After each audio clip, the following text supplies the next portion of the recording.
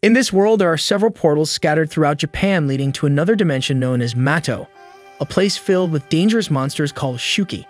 To combat these creatures, the government has formed anti-demon squads, elite groups of women endowed with the power of a newly discovered resource in Mato known as Peaches, granting unique abilities exclusively to women. While some women are giving a conference to present the current situation in Mato, at Kaminoji High School, a high school student named Yuki Wakura cleans his classroom, as he does every morning, along with his two friends, who mostly observe rather than help as Yuki handles all the cleaning on his own quite efficiently. At this moment, the schoolgirls arrive and the three friends reflect on how they always arrive late and how life for men in that world is like playing in hard mode due to Peaches not granting abilities to them. Next, a boy from the class asks Yuki to help fix his torn uniform, and Yuki quickly sews the clothing, explaining to his friends that he learned to sew from his sister, along with all other household chores as he used to get scolded if he didn't do these tasks. One of the friends recalls something about Yuki's sister, but the other tells him to stay quiet and not mention anything. His sister was killed when she was still a child in a catastrophe where several Shukis crossed through one of the portals and ended up in Japan. After class, Yuki makes his way back home and notices the current news for that month, stating that there have already been 18 catastrophes with 3 deaths and 25 missing. The boy continues his route, passing over a bridge with 2 other children, reflecting that soon he will be working a normal job, having a common life like anyone else. Yuki wishes to find something different so that he can be truly useful when suddenly a mysterious fog arises, obscuring his entire vision. When the fog clears, Yuki had already been transported to Mato. He tries to stay calm and grabs the manual summarizing catastrophes and teaching what to do when someone accidentally ends up in that dimension. The manual explains that Mato is connected to Earth through portals scattered throughout Japan, and catastrophes are what happens when a monster or person passes through one of these portals. The manual also explains that in case of an accidental entry, the person should stay in the same place and wait for an anti-demon squad to appear for rescue. So Yuki focuses on just staying in the same place, but at that moment, a Shuki appears. The monster chases him until cornering him in a dead-end alley. At that moment, other Shukis appear surrounding Yuki. He panics, thinking he will increase the death count for the catastrophes of that month when suddenly a girl appears mounted on a creature. She eliminates the Shukis one by one easily and promises to save Yuki, introducing herself as Yuzun Kyuka, the commander of the 7th Anti-Demon Squad. Then another wave of monsters appears and she takes another Shuki, trapping it for her and Yuki to ride on to escape. Even riding on a monster, the others were still right behind them. Suddenly, the rest of Yuzun's squad appears, eliminating the Shukis that were chasing them, and the 3 girls, Himari Azuma, Nae Okawamura, and Shushu Saruga, offer their services to the commander. They inform that so far there have been no victims, and Yuzun asks them to expand the search area. Then Nae focuses and starts analyzing around through her mind, locating 2 hordes of Shukis. So Yuzun instructs the 3 squad girls to take care of the monsters while she is responsible for the civilian. Before they leave, Himari advises Yuki that if he wants to survive, he should not move and just follow the commander's orders. And so Yuzun and Yuki move forward, while Himari changes her arm into a weapon to shoot the monsters. At the same time, Shushu grows giant and Nae uses her mental power. Yuki watches the girls fight and remembers that the anti-demon squads are exclusively formed by women who receive useful combat powers by eating the peaches, and reflects that before him is a true squad. Sometime later, the 3 girls clear the entire area, eliminating all the Shukis, and in the midst of this time, they come across an unconscious boy who was a victim of the catastrophe and transported to Mato along with Yuki through the same portal. Shushu was tired from so much fighting, and Himari comments that she lacked endurance. Then Nae deduces that the commander should have already returned to the dormitory, but as much as the girls wanted to go back too, Himari reminds them that they still needed to check the other sectors. At that moment, the boy wakes up and Nae asks if he understands that he was transported to Mato through a temporary portal, but the boy just looks around searching for his sister, leaving the 3 girls surprised to discover that there is another civilian in the dimension. Meanwhile, Yuzun continued riding the monster, contrary to what her squad thought. She explains to Yuki that disaster victims have only 3 objectives to fulfill: hide and wait for rescue, to everything to survive like fleeing if encountering a Shuki, and lastly, not speak unnecessarily. But she probably just wanted to keep the guy quiet. Suddenly, the 2 see a girl surrounded by a horde of Shuki, and Yuki remembers seeing her with her brother before being transported to Mato. Yuzun quickly goes to the girl, picking her up to ride on the creature. Then she tries to escape but realizes that the monster the 3 were riding was moving very slowly. So Yuzun gets off him to deal with the Shukis without a mount. One of them chases the girl and Yuki tries to protect her, ignoring the danger. Yuzin saves them and then releases a seal, creating a protective barrier around the three, preventing the monsters from getting through. Yuzin thinks it would be easier if she were alone without having to worry about Yuki or the girl. Besides, the peach didn't grant very strong abilities to her. The girl remembers that this made the other women in the anti-demon squad always see her as someone doomed to remain at the bottom of the scale. But despite all the difficulties, Yuzin was willing to climb every step to become the Supreme Commander and prove to everyone that she is capable. Yuzin thinks of a way to get out of that situation and reflects that she never tried to make her power more effective through a man due to her prejudices, but maybe she could give it a shot like Yuki. She approaches him and asks the boy to introduce himself. Then she explains that she'll need his help to get the three out of that situation. Yuki gets excited about the idea of being useful, and the girl explains that for that, she'll make him her subordinate. The guy is left confused, not understanding anything, and Yuzin asks the kid to close his eyes. Afterward, she explains that by empowering him, the two of them will be able to make a move. Yuki starts questioning how the girl expects him to face the monsters, but Yuzin puts him down and stretches out her hand to him. Even though Yuki had never interacted with any girl before, he knew what he needed to do to carry out his submission.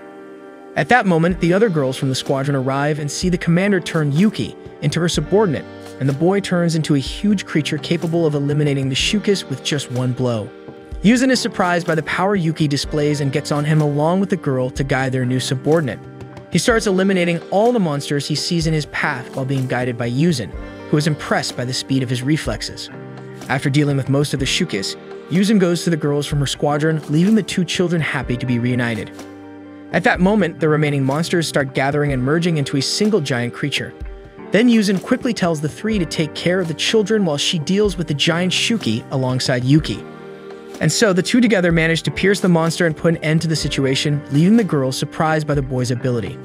After everything is over, he returns to normal without understanding what had happened. Then Yuzin asks the girls to go ahead and return to the dormitory because she still had something to resolve. When the two are alone, Yuzin says she was surprised by Yuki's strength and therefore was quite interested in keeping him as her subordinate. The guy gets worried about that talk, but she explains that first she'll tell him the nature of her powers. Next, Yuzin gives Yuki a quick kiss and explains that his power comes with a cost because when his subordinate finishes a task, it becomes his duty as the master to reward him for the service, meaning the kiss was his reward. She explains that she usually uses monsters as subordinates, and they're satisfied with meat. But as Yuki had a different wish, his body starts moving on its own, forcing the girl to give him a decent kiss, properly rewarding him for his good service. Meanwhile, the girls had already returned to the dormitory and were taking care of the two children. Nae informs the authorities that she found the missing ones and they should prepare to welcome them back. At the same time, Yuzin finishes giving her reward and Yuki thinks he never imagined that his first kiss would happen in Mado. Afterward, Yuzin looks at the Shukis bodies and mentions that just one of them can cause dozens of deaths on the other side. That's why her goal is to become a Supreme Commander to eradicate the creatures as quickly as possible, since the current commander is too lenient. She explains that her power is much stronger when used on Yuki, and with his help, she surely has a better chance of achieving her goal. So Yuzin asks him to work with her, and Yuki reflects that he doesn't have any special talents, not for sports or studies, only being good at household tasks. Yuzin gets excited and says that's exactly what her squadron needs. She also comments that it's clear he has plenty of courage because he faced danger to protect the girl from the Shukis. Yuki thinks that was his opportunity to become a true hero, as he dreamed after all that awaited him on the other side was a common life like any other. But in Mado, he could already help defeat the monsters and avenge his sister's death, as well as being rewarded for the service. And so Yuki agrees to become Yuzin's subordinate, and the two head to the squadron's barracks, which she explains is a place infused with Mado's magical properties and has a barrier protecting it. The guy then gets excited about the idea of becoming a member of the 7th Anti-Demon Squadron. As they enter, the girls greet them and explain to the commander that the children have already returned to Japan. Then Yuzin officially introduces Yuki as their new caretaker, shattering the guy's dream. She clarifies that in combat, he'll be her subordinate, but the rest of the time, he'll be their caretaker. The girls find it odd to have a guy around since it was a place only for women, but Yuzin explains that she needed a caretaker for her squadron because despite all being very good at fighting, it was super disorganized. Yuki thought he would join her squadron, but the commander found the idea of having a man on her team ridiculous. Then she tells the three to be nice to the caretaker, and right after the introductions, they load the guy with household chores, asking him to take out the trash, cook, and do the laundry. Nae notices the guy's distress and reassures him, explaining that she also recently joined the squadron and asks him to rely on her whenever he needs. Yuki thanks her and asks her age, and Nae answers that she's 11. Right away, Himari makes it clear that despite Nae's age, she's still superior to him, leaving the guy disheartened to receive orders from a schoolgirl. But despite all the hard work, they welcome Yuki, who officially becomes part of the 7th Squadron. And so Yuki becomes the caretaker of the girls, doing an excellent job with household chores, which makes him quite proud despite regretting being in such an unpleasant place as Mado. Suddenly, Shuki appears and tries to attack him, but fortunately, the magical barrier of the place protects him. He finds it strange that a monster would appear so close to the dormitory when Nae shows up, asking if he's okay. She explains that the 7th Squadron is in the unlucky area of Yurakumen, southwest of Mado, and that's why more Shukas appear there than in other dormitories. Since Yuki still doesn't understand much about the alternate dimension he's in, the girl explains that Mado is as large as the city of Tokyo and is divided into 9 areas, each with its own demonic defense force, numbered 1 to 10, skipping 4 as it's considered unlucky. Yuki thanks Nae for the explanations and wonders if he'll ever get used to the idea of having a much more experienced child than him. Then Yuki asks if they shouldn't do something about Shuki trying to cross the barrier, but the girl explains that it's a small monster and can be ignored. Yuki begins to question when suddenly Himari arrives, shooting the monster without any warning. She asks why the caretaker was talking instead of working, and Yuki questions her abrupt arrival, as she could have hit them. However, she says he shouldn't underestimate her abilities, as she could have hit him right in the head if she wanted. Next, Himari orders Yuki to prepare dinner, but he reluctantly agrees, showing that he didn't like receiving orders, which irritates the girl. She tells him he should be more grateful, as the only reason a man like him has the privilege of living in the squadron dormitory is because of the commander's generosity. Later, Yuki makes dinner, and all the girls praise the food and his culinary skills, making him happy to have his ability recognized. However, cooking was just one of the things a caretaker had to do for the squadron. He also had to wash dishes and clean various rooms in the dormitory. Despite not minding the household tasks, Yuki realizes he wanted to stay in Mado to be a hero who ended up just becoming a handyman. So Yuki asks Yuzin why he's not going to help her on the battlefield, feeling that household tasks have become his main responsibility. The girl explains that she will only use him when necessary, but until then, he is free to focus on tasks. Yuki begins to question, but immediately, Himari threatens him with a sword for challenging the commander's orders, revealing that her ability allows her arm to transform into any weapon. Yuzin calms Himari and says that despite the discomfort of having a male caretaker in the dormitory, he is skilled in household tasks and essential to strengthening her ability, so everyone should be kind to him. After calming the girl, Yuzin makes it clear that if Yuki misbehaves, she will take on the role of his master and punish him, leaving everyone tense with that threat. Later, after a long day of work, Yuki finishes cleaning the watchtower, but he was in a location with a view of the dormitory's bathtub and accidentally sees Himari entering the bath. He immediately crouches to avoid being seen and also to avoid looking at the girl taking her bath. At that moment, Shushu appears, amused by the situation. She reveals that she was watching Yuki without him noticing, thanks to her ability to grow and shrink, as she was interested in knowing how a man functions. Then the girl takes a compromising photo to make it look like Yuki was really spying on Himari, intending to use it as blackmail for him to become her slave. If he refuses, she will show the photo to the commander, who will surely want to punish him for his actions. Yuki questions, saying that he's already a slave, but with no other choices, he goes to her room to clean, as the girl wanted.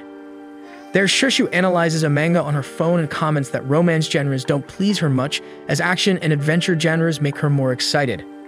While she looks at her phone, Yuki thinks he has to find a way to delete the compromising photo, as otherwise he will take advantage of him for the rest of his life. Conveniently, at that moment, Shushu drops her phone on the floor.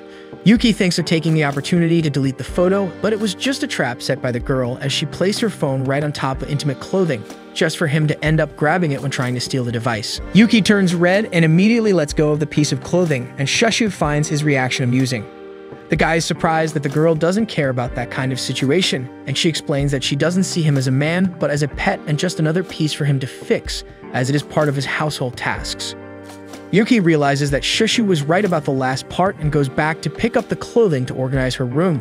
But at that moment, the girl takes another compromising photo of him, setting another trap.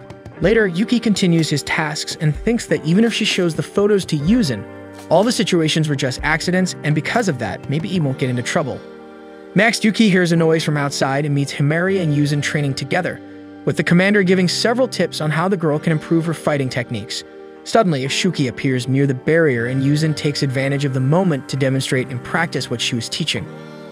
Himari is impressed by the commander's ability, who didn't even need to use her power to face the monster, while Yuki is already trembling with fear at the thought of being punished by the girl because of the photos.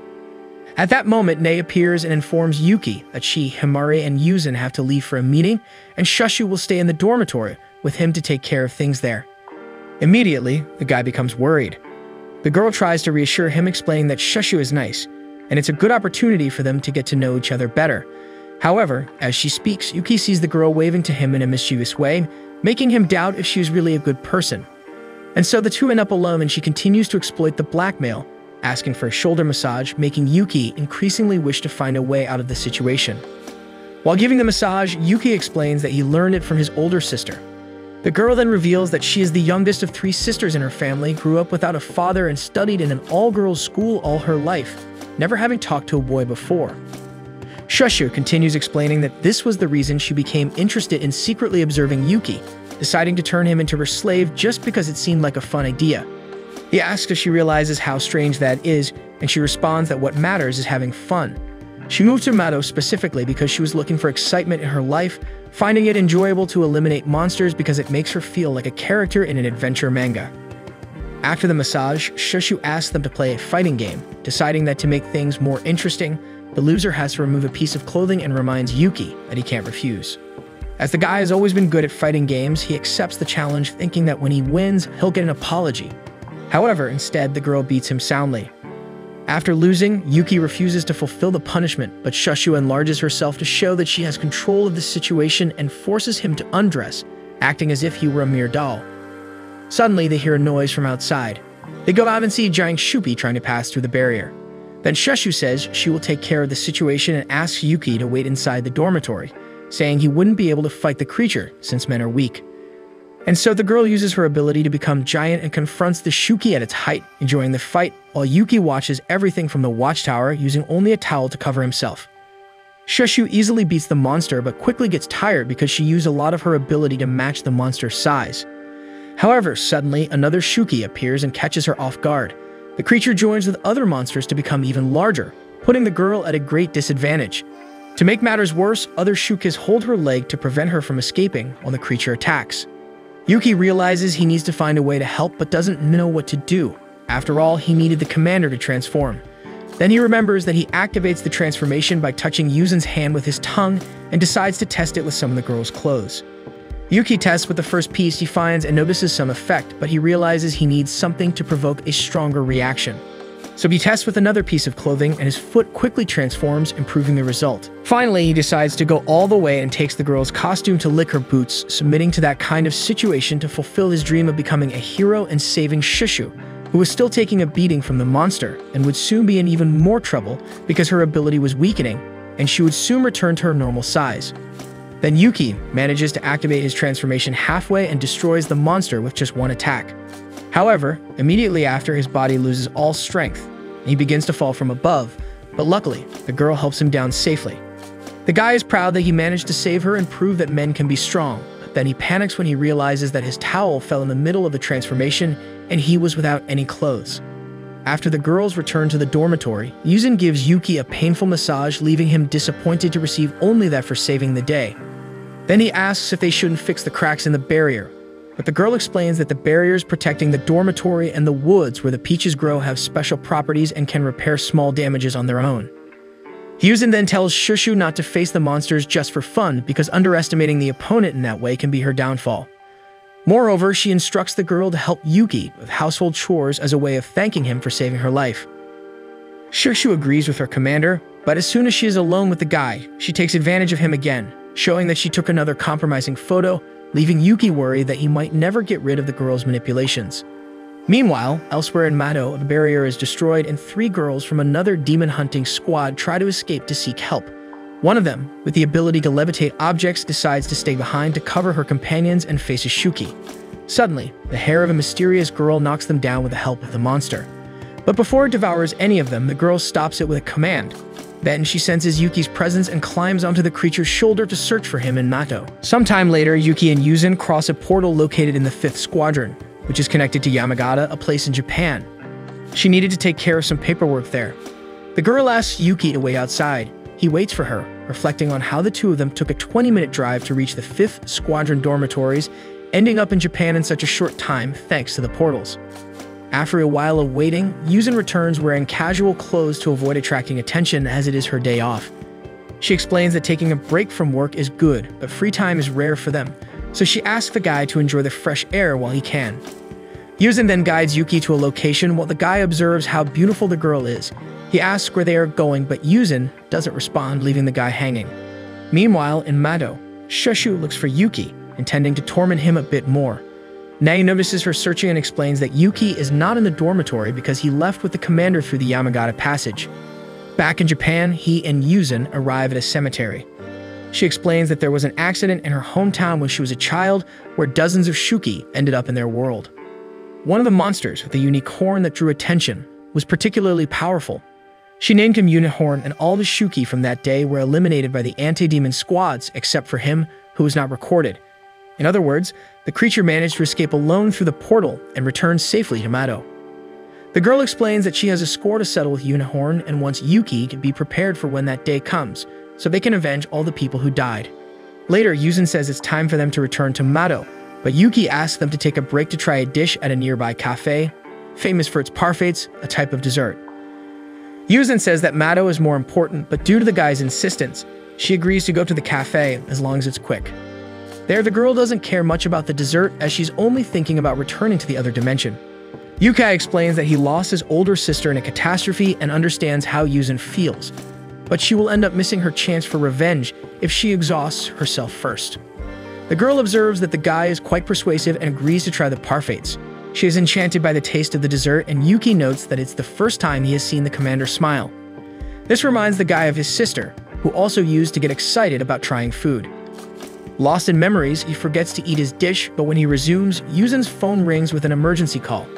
She realizes it's a unique ringtone, meaning it's not a life or death situation, but there's an emergency in Mado. So Yuzin rides on Yuki to reach the portal faster, quickly returning to the other dimension. The girl goes to change, but asks him to join to help her take off her sock as a reward for transforming. Yuki recognizes this as a fetish and contemplates whether he wants this kind of thing in his subconscious.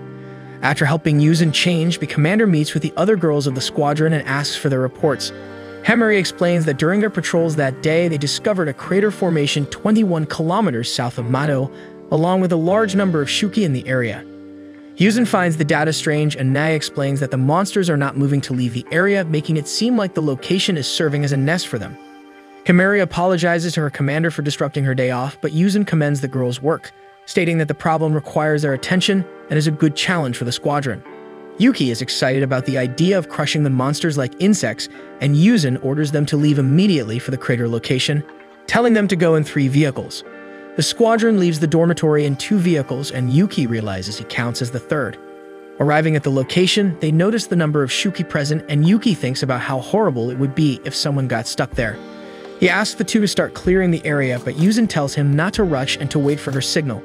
They plan to use the teamwork of the 7th Squadron to eliminate the swarm of monsters. At that moment, Shushu uses her ability to increase in size, while Himari transforms her arm into a weapon to eliminate several Shuki. Despite everything going well, Yuzin observes that it would be easier if the monsters joined forces to fight against just one creature, rather than having to take them down one by one. Yuki is ready for his moment to come, and the girl decides they will act when the Shuki reach their maximum size, an impossible strategy for them to lose since the monsters have a simple fighting style. Suddenly, something hits Shushu, causing her to return to her normal size. Everyone is concerned, and Yuki sees a Shuki with a unique horn that draws attention, recognizing it as Unicorn. The creature advances, and Himari prepares to shoot, but a shield forms around it, protecting it. The mysterious girl, who has been looking for Yuki, created the shield with her hair. Himari questions her appearance, wondering if the humanoid is some kind of monster. She says it's not cool to say that about someone and attacks Himari. Then Yuzin, riding on Yuki, attacks Unicorn and asks who the humanoid riding on him is. She explains that she can be considered the archenemy of the anti-demon squads. Next, the girl asks Yuzin if she has seen her brother anywhere in the dimension, mentioning that he is easy to identify as the most handsome man of all. This makes Yuzin wonder if there are other beings like her. Suddenly, Unicorn moves very quickly and tries to attack the commander, but Yuki protects her. They start to fight, while the mysterious girl explains that her brother was obsessed with her and always followed her when they were children, just as she enjoyed scaring him a bit. Yuki listens to her talking and wonders if the humanoid is some kind of Shuki.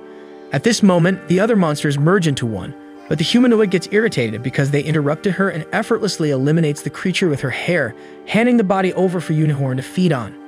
This leads Yuzin to deduce that she is the commander of the Shuki, but the girl says she knows nothing about Mado and that it's a world full of curses. Then she decides to attack and traps Yuki with her hair, thinking he is just a monster from Yuzin, but upon approaching, she realizes he is not a Shuki.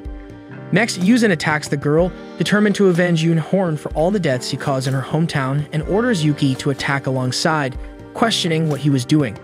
However, as she looks at him, she notices that some monsters were attacking Shushu and Himari, and he was protecting them. So the commander instructs her slave to prioritize the safety of the two and retreat, realizing that her anger towards Unicorn almost cost the lives of her colleagues. And so, everyone returns to the dormitory and Shushu and Himari rest to recover, despite suffering only relatively minor injuries requiring only a day of recovery. Meanwhile, Yuzin has to reward Yuki for his help in the battle by fulfilling a wish that comes from the guy's subconscious, frightening not only her but also him. While the girl satisfies his desires, the guy apologizes for letting Unicorn escape, but Yuzin explains that the lives of her companions are much more important and thanks him for saving the two. Yuzin then comments that the humanoid mounted on Unicorn must be a new species of Shuki, and thinks that the news of one of them speaking Japanese will shake the entire country. Yuki then remembers that his older sister disappeared in a Mado catastrophe and tells Yuzin that the humanoid looks a bit like her. Additionally, he recalls that she had a strange reaction when looking at his face, suspecting that the humanoid might be his sister. Yuzin observes that she did mention searching for her brother, but deduces that the word only triggered Yuki's memories of his sister, thinking that the humanoid couldn't be her, as no one has ever heard of a human turning into a Shuki, and she is too strong to be just a normal person. Despite the mystery, she says that they both need to prepare for the next encounter, as the squad cannot give up on finding the humanoid or Unicorn. Later, Yuki cooks dinner while thinking that despite Yuzin being convinced that the girl is a humanoid species of Shuki, he couldn't stop thinking about the resemblance to his sister, and he also couldn't understand why she was attacking the anti-demon squads along with Unicorn. At that moment, Nei interrupts his thoughts, warning that the potty's cooking is overflowing. He quickly turns off the heat, apologizing for being distracted.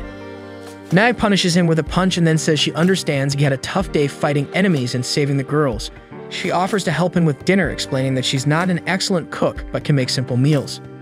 Yuki thanks the girl for her help and they start cooking together, while he thinks that he might find out if the humanoid is his sister the next time they meet, but for now, he needs to focus on the task at hand.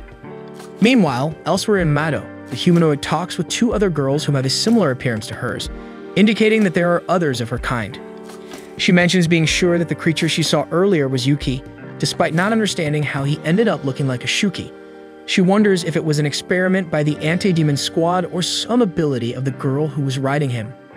Back in the 7th Squad dormitory, Yuki takes a bath while thinking about how powerful Unicorn really is and that he must be prepared for the next fight between them when suddenly Shushu appears, asking what was bothering him. He is surprised to see that the girl has already recovered and that she interrupted his bath. Shushu says she will scrub his back as a way to repay the rescue, but Yuki realizes she is undressed and quickly runs out of the bath. However, outside, Yuki unexpectedly encounters Himari, who is undressing to enter the bath.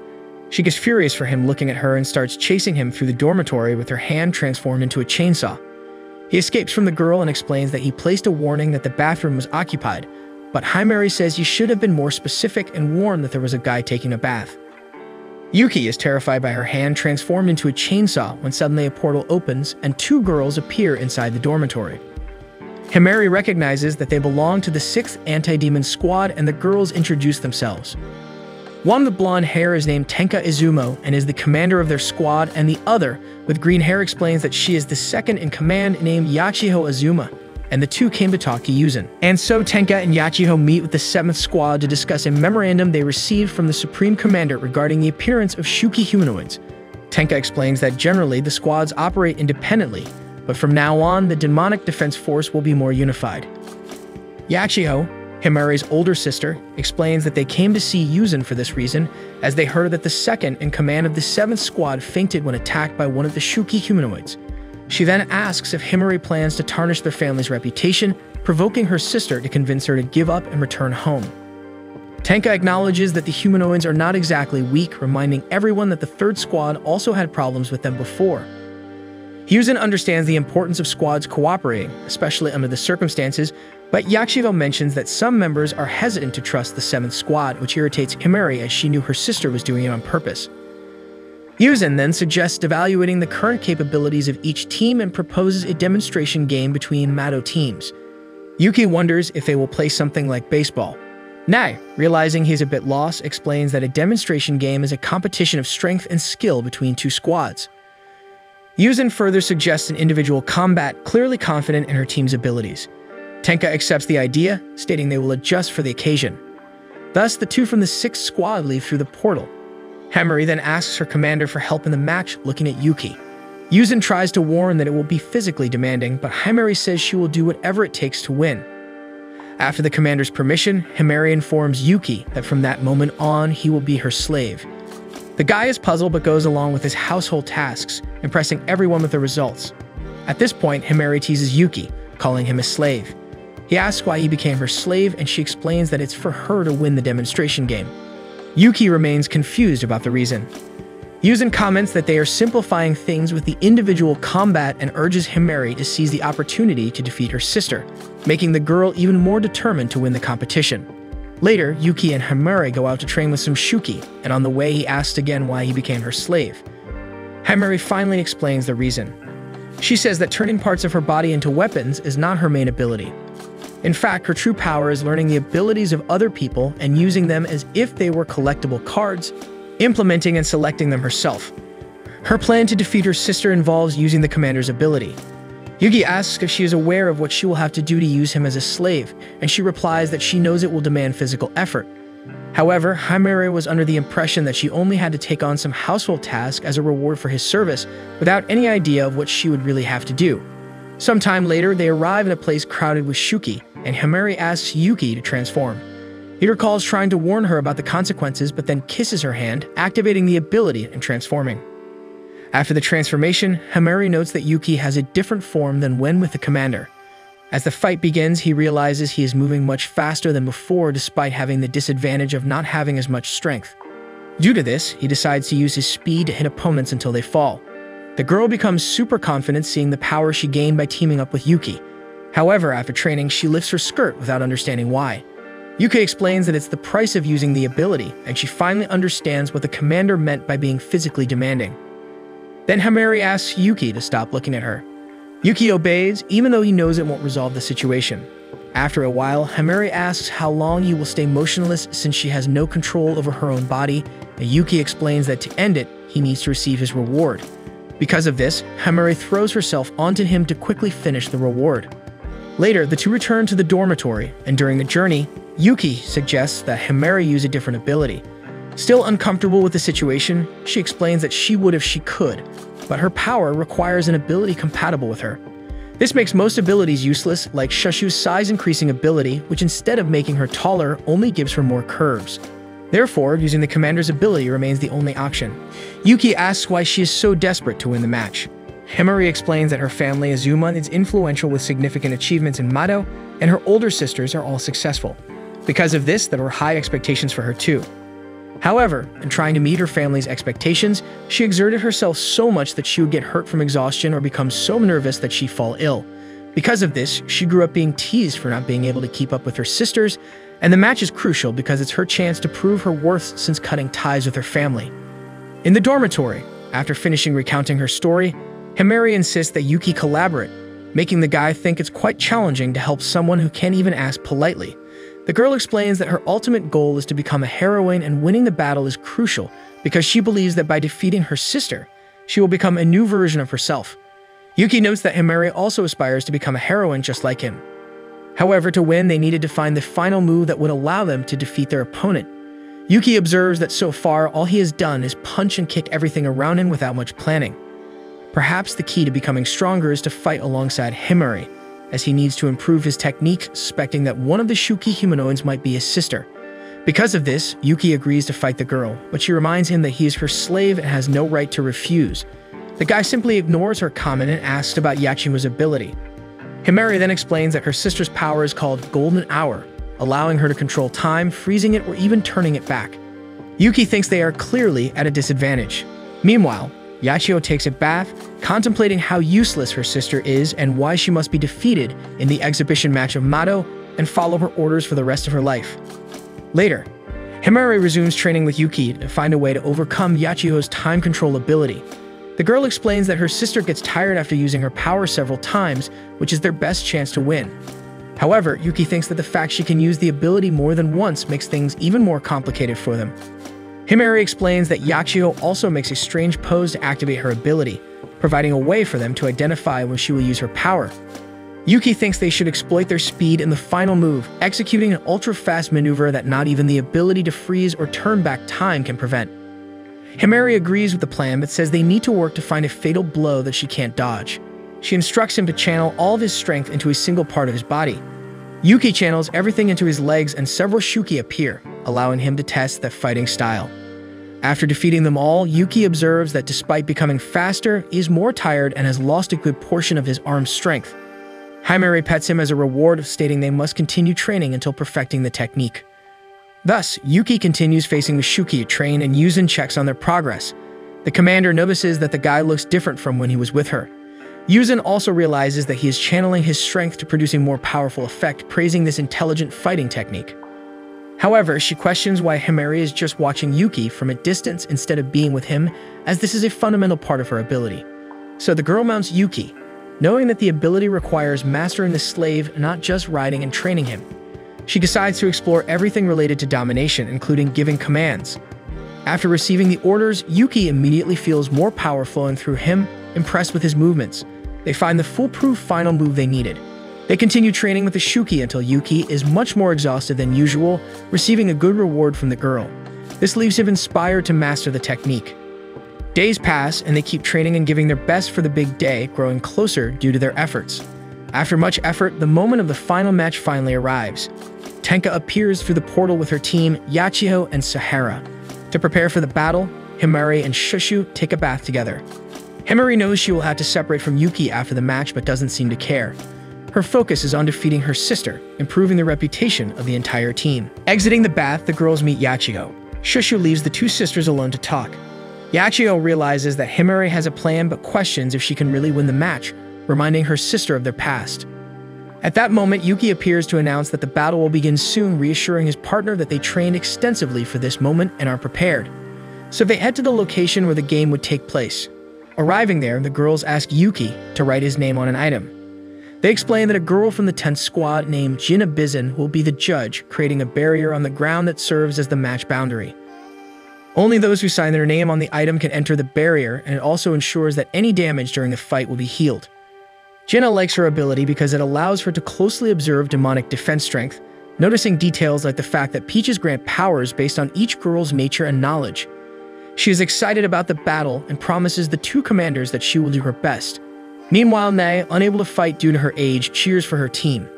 The two sisters, Himari and Yachio, prepare to fight in the first round. The loser will be the one who gives up or gets knocked out first. Yachio tries to unsettle her sister by saying she'll go back home after losing and be her servant, but Yuki helps the girl remain confident. Then Himari transforms him and explains to Yachio that he will assist her during the fight as part of his ability. Finally, the first match begins with Yachio continuing to talk about how she'll defeat her sister. However, Himari doesn't waste time and lands the first blow. Yuki surprises Yachio with his speed, but she uses her time reversal ability to go back seconds before the match started. Himari doesn't remember attacking, but she notices her sister was already a bit tired. She tells Yuki they should stick to the planned strategy. The two advance again, but Yachio realizes that Himari changed tactics, unsure if it was accidental or intentional. However, Yachio remains confident because for her, it's impossible for the younger sister to defeat the older one, especially since Himari is unaware that she has improved her time control abilities. Before the match began, after taking a shower and before meeting Yachio, Himari had asked Sahara if her sister had prepared in any way for their duel. However, Sahara explained that Yachio wasn't behaving differently and was actually in excellent spirits. This left Himari irritated, but Shushu reassured her because it meant her sister wasn't expecting much, giving them a significant advantage by being underestimated.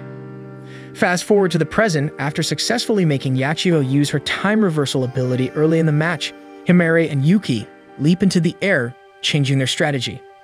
Himari knew her sister intended to use a weapon to win the fight. Yachiho grows confident, thinking Himari became an easy target by leaping into the air, believing she just needed to wait for her sister to come closer to use her time-freezing power, making it impossible for Himari to dodge. However, what Yachiho didn't know was that this was part of Himari's plan. She senses the right moment to act and instructs Yuki to increase his speed, causing them to fall rapidly, delivering another blow to Yachiho, catching her completely off guard. Yachiho then uses her ability again to rewind 5 seconds, going back in time before receiving the attack. At that moment, Yachiho believes she can freeze time and launch her attack, expecting them to still be within her reach. However, as she freezes everything for 5 seconds, she observes that Himari has changed tactics once again and is now out of reach, finally realizing her sister was intentionally altering her strategy. Himari notices Yachiho is tired again, confirming her plan is unfolding as intended. She signals Yuki to move on to the next step. He starts circling the match field, moving so fast that Yachiho can't keep up with them, becoming confused and unsure of what to do. Yuki notices how desperate Himari is to defeat her sister, understanding that it's the only way for her to become a new version of herself and achieve her goal of becoming a hero. Sympathizing with her desire, he exerts himself and manages to become even faster.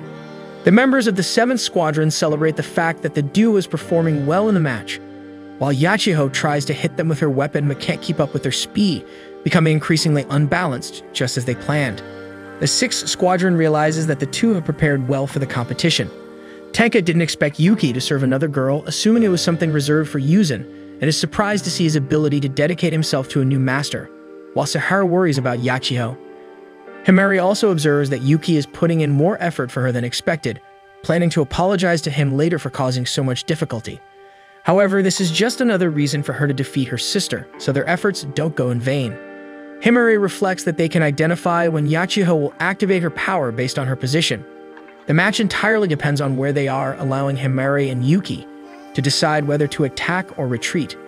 Yachiho's fatigue is also a guaranteed way to know exactly when she controls time. All they needed to do was change tactics every time she used her ability, maintaining this rhythm until she became exhausted. Due to activating her power multiple times, there was probably very little left for Yachiho to control time. Yachiho knew exactly what Himari was planning and decides to use it to defeat her, making her life a living hell, confident that it would force her to return to the family home. At this moment, Himari realizes that her sister is about to freeze time again and thinks she's at a safe distance, not needing to retreat, but she didn't know that Yachiho had improved her ability so that she can freeze time for 10 seconds, twice as long as Himari was expecting. With this advantage, the girl manages to put Himari and Yuki within her reach and fires several shots that seriously injure both as soon as time returns to normal. Everyone is confused and unable to understand what happened, and Yachiho explains that she can double the amount of time she can control by performing her ultimate pose, with the disadvantage of taking a little longer to activate the ability. But she knew Himari would be confident at the distance she was, saying her sister's mistake was not calculating that she had improved her fighting ability. Jenna narrates the situation, impressed with how Yachiho managed to turn the tables so suddenly, making it even difficult for the audience to keep up. Nat worries about Himari, but she and Shushu continue to cheer, hoping their friend will withstand the attack and keep fighting. However, Yachiho is quite confident that Himari will give up, knowing that her sister couldn't switch to another ability mid-game because to exit a power like that, which has an associated cost, one must pay the reward owed to Yuki, making it impossible for the girl to use another strategy. Yachiho reminds Himari that she was never truly prepared and advises her to give up the game and surrender, as she's incapable of winning.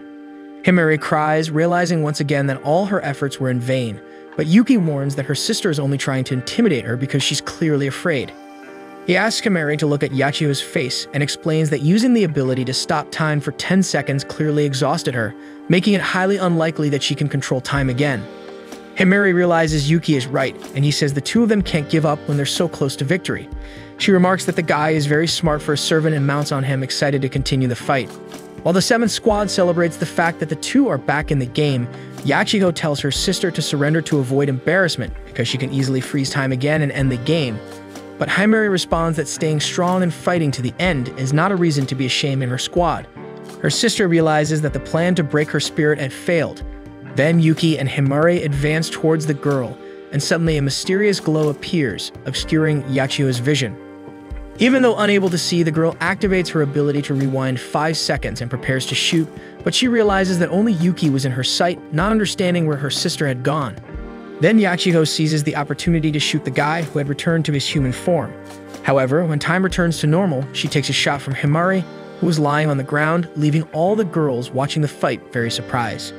And so Yuki and Yachiho fall to the ground wounded, the three of them lying down, but Himari, though injured, shows that she could still stand, prompting Jinna to declare her the winner of that match. Her squad celebrates her victory, and the commander reflects that Yuki and Himari used a flash and smoke of his reverse transformation to get to the opponent for the surprise attack, feeling proud that it was clearly a well-planned strategy. At the same time, Sahara feels sad for the 6th squad having lost in the first match, but Tenka says they can use this opportunity to learn from their mistakes. Next, the girls of the 7th Squadron become concerned about Yuki when they notice he took a shot to the chest, but the commander reassures them, knowing that all injuries occurring within the match field can be healed. And so, sometime later, Yuki wakes up and sees Himari, who explains that he had been unconscious after receiving a wound that would typically be fatal. Then Jinna explains that, thanks to her ability, she can almost magically heal the damage that occurs during the fight, leaving the guy good as new. Yuki is impressed by how quickly Jinna healed him, and Himari complains about him still leaning on her since he wasn't injured anymore. He grumbles about the girl's lack of patience, considering he was unconscious just a few seconds ago. Afterwards, Yuki notices that now that he's finally managed to relax, he's feeling very thirsty. Then Himari reaches out her hand for him to get up and starts talking excitedly about how their strategy was perfect. At the same time, Yachiho regains consciousness while Jinna heals her wounds. The girl watches her sister and remembers how she spent her life striving without getting results, which made her see Himari as a simple naive girl.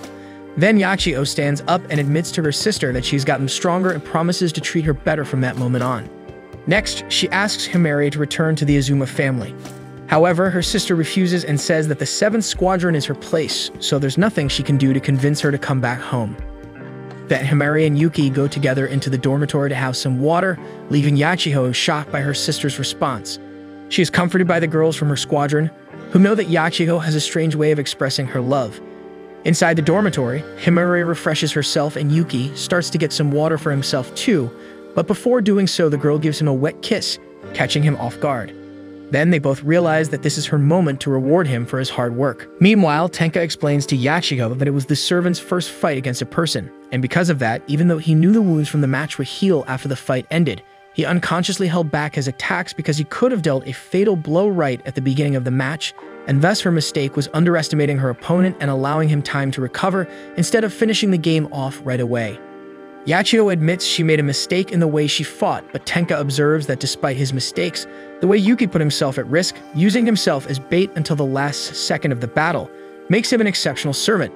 Outside, the girls notice that Himari was taking a while to return, and Shushu decides to go after her, explaining that she'll take the opportunity to quench her thirst too, as she got tired from all the cheering she did for her friend. Before leaving, Yuzin asks the girl not to drink too much water as she was next to fight and the match would start soon. So Shushu thinks she also wants to impress Yuki with her abilities and heads towards the kitchen, where the guy was having a warm moment with Himari. Between kisses, she explains that thanks to him, they both managed to defeat Yachiho and thanks him for it, making it clear that it wasn't part of the reward because it's something she genuinely wanted to say to him. However, soon they start kissing and Yuki becomes a bit confused. The girl, however, states that the kissing part was no longer her choice and complains about having to reward him in that way. So they resume kissing and Yuki is worried someone might walk into the kitchen and catch them. Still, Himari assures him that no one would arrive, unaware that Shushu was secretly observing the situation, finally understanding what the commander meant by her ability being physically demanding. Himari takes the opportunity to apologize for underestimating Yuki just because he's a guy. This makes Yuki nervous and he thanks the girl, addressing her as Miss. Himari, however, says that being so formal at that moment makes things even weirder. As they continue kissing outside, Yachiho apologizes for losing her match, leaving the victory of their squad in Sahara's hands, who was calm about facing Shushu. However, none of the girls from the Demon Defense Force notice that near the match field on top of one of the mountains, there are 3 humanoid Shuki. Next week, we'll have more of this anime as soon as the new episode is released, so go ahead and subscribe to the channel, and don't forget to hit the like button below to support this video. See you guys.